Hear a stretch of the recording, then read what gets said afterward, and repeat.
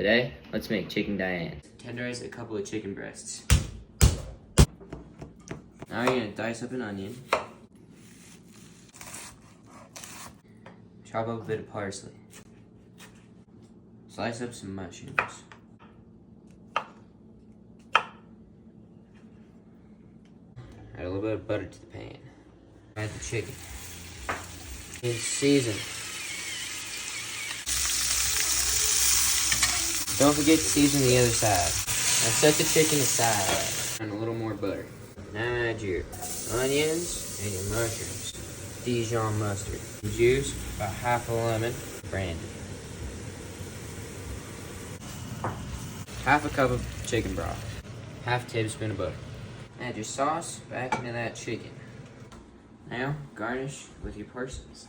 Chicken Diane is such a simple and delicious recipe to make.